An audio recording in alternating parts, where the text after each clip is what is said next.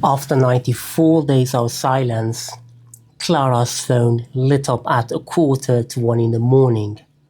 Daniel had sent her a voice message. Before she could press the play, it disappeared. Then 3 words appeared on the screen. "Are you awake?"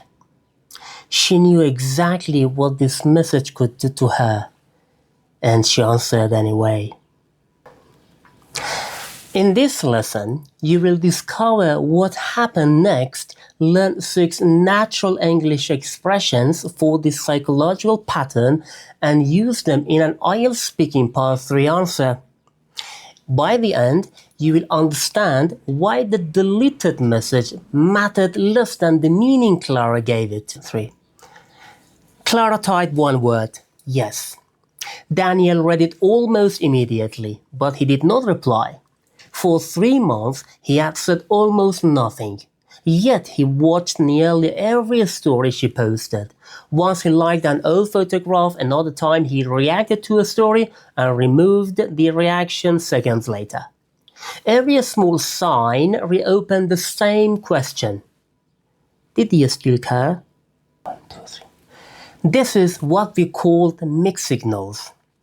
To give someone mixed signals means to behave in contradictory ways, so the other person cannot clearly understand your intentions.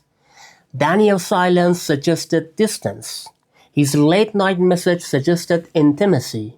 His online attention suggested interest, but his lack of clear communication suggested the opposite. A natural silence would be, he kept giving her mixed signals, so she never knew where she stood. Notice the collocation. To give someone mixed signals. This is a good collocation. The next expression is breadcrumbing. Breadcrumbing means giving someone small amounts of attention to keep them emotionally interested without offering a clear or committed relationship. Like a short message, a late night reaction, or a vague promise. Each action is small, but because it arrives unpredictably, it can feel unusually powerful. This unpredictable pattern is sometimes described as intermittent reinforcement. Daniel was also orbiting Clara. To orbit someone means to remain present around their online life, watching stories, liking posts, or checking updates without creating genuine communication. He was not part of her life, but he never completely left her digital world. But Clara was not only attached to Daniel, she was attached to the possibility of Daniel. She imagined the conversation they might have, the apology he might offer, the relationship he might finally build. This intense fixation on a person and on the possibility of reciprocation is often described as limerence. Here we are using the word descriptively, not as a medical diagnosis. Limerence can make uncertainty feel meaningful. The less certain the relationship is, the more the mind may try to complete the missing story. There was another force at work, validation. Clara had begun to crave validation from Daniel. His intention had become evidence that she mattered. To crave validation means to strongly desire another person's approval, attention, or confirmation of your worth. The danger is that your sense of self-worth begins to depend on someone who is inconsistent. At 1:44, Daniel finally replied. He wrote, "I'm sorry. I was lonely. I shouldn't have messaged you." Clara read the sentences several times.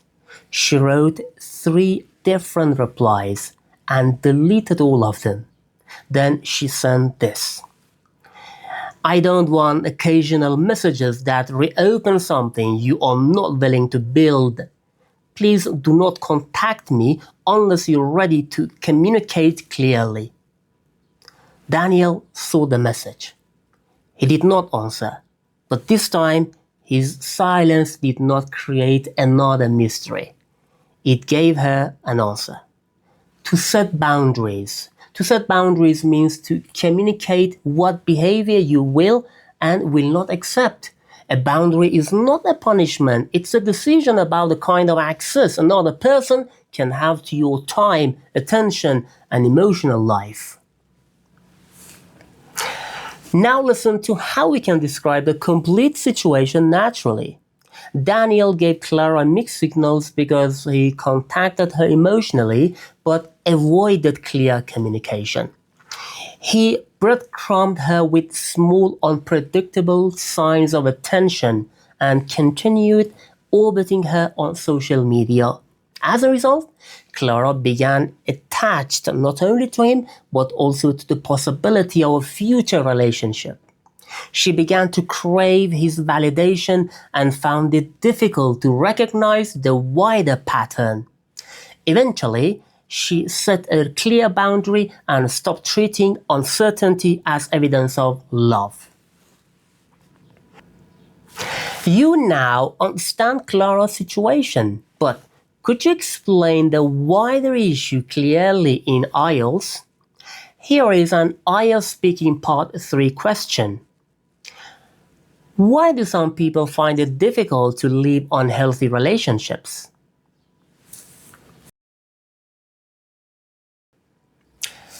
There are several reasons why some people find it hard to leave unhealthy relationships. First, they may be emotionally attached not only to the person but also to the future they have imagined with them.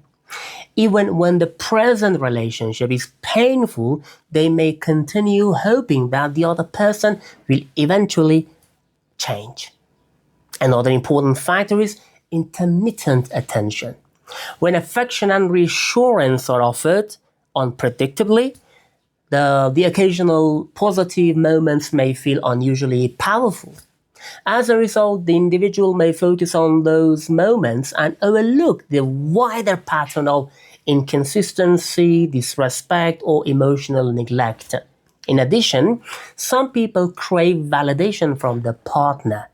Being chosen by that person may become connected to their sense of self-worth. Therefore, leaving the relationship can feel like admitting that they were not valued, even though the relationship itself may be damaging. So, in my view, people often begin to leave emotionally when they stop analyzing individual promises and start examining consistent patterns of behavior. Alright, this is a strong part 3 answer. Why? Because it answers the question directly, presents several causes, explains each cause, and ends with a clear personal view. Your task is simple. The mystery is yours to solve. What do you think Daniel said in the deleted voice message?